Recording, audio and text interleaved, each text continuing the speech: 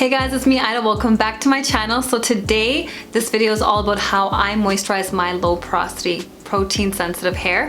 And so this is what my hair looks like after getting out of the shower and deep conditioning it, and basically this is just all air dried by now. The roots are a little damp, but this is what my hair looks like with no product in it. Okay, so I always start off by sectioning my hair.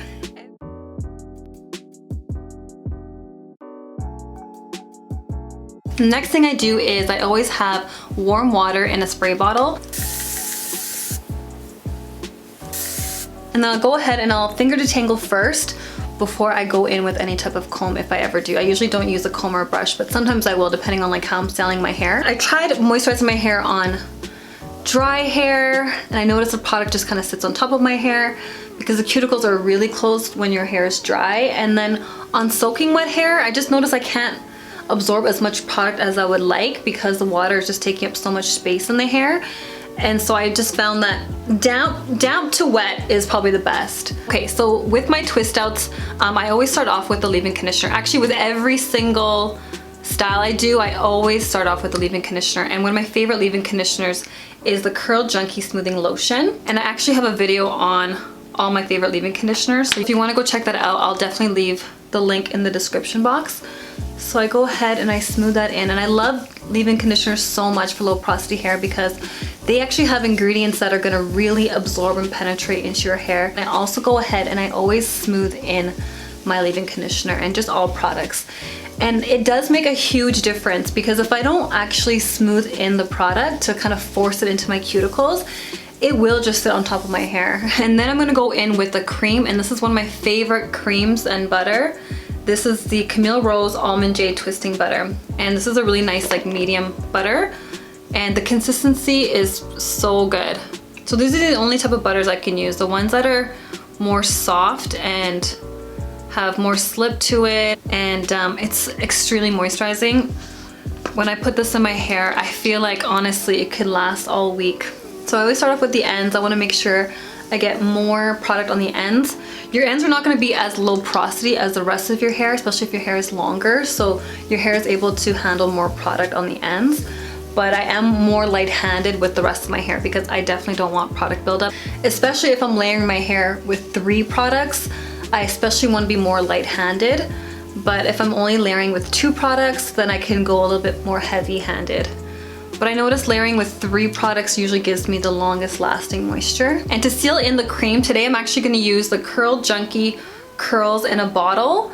And basically this is like a styling solution. It's kind of like a serum-y light gel. I'll kind of show you the texture here. It's very, very light and thin. I don't know if you guys can see it. But actually I don't think I've ever used it in this manner before. I bought it a really long time ago, and I think I used to use it for my wash and goes a long time ago. But for the last sealant, I usually use like an oil or like a gel or foam. And then so now I'm gonna go ahead and twist my hair.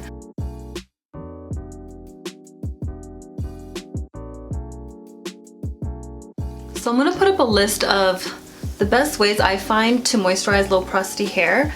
All the different ways to layer it. So I know the LOC, the lock method, is really popular with people with high porosity hair, and the LCO method is really popular with low porosity hair. Okay, so this is what my hair looks like. It is fully done finally. Actually no, it's probably took me about half an hour max. So this is what it looks like in the back and the sides. So a couple of things I wanted to add here.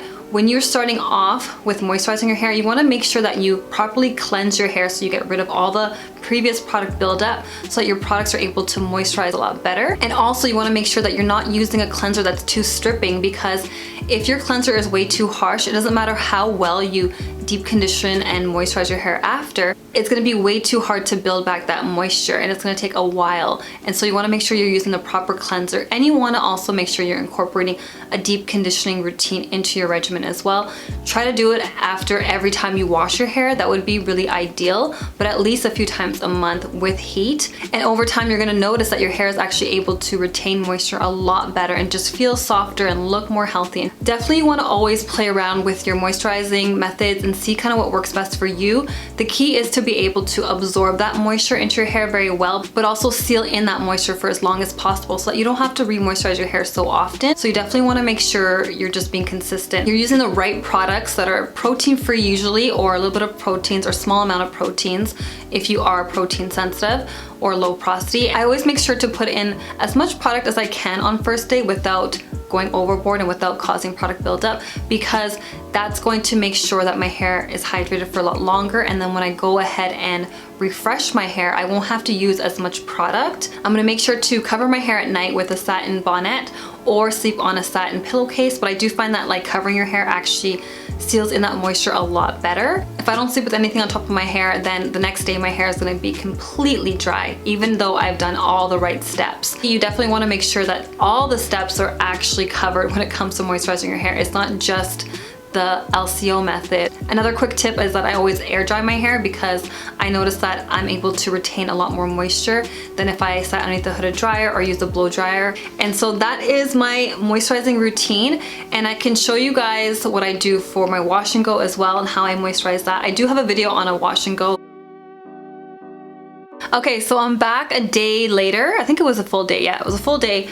My hair was fully dry except for like a piece or two in the back, but that's fine. I'm actually about to go to a birthday party, so that's why I'm trying to take it out a bit earlier than I should have maybe, but because I didn't use gel, it didn't take that long to dry. Usually if I use gel instead of the serum slash gel, whatever that was, then it would take like 2 days for it to fully dry.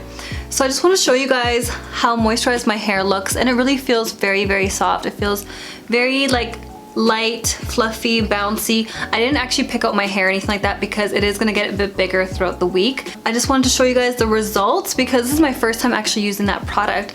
So what do you guys think? Do you guys think this turned out good? Let me know what you guys use to moisturize your hair. And I wanna let you guys know that I really appreciate all of you guys. My channel is growing and I just can't believe how fast it's been growing. So welcome to all the new people on my channel.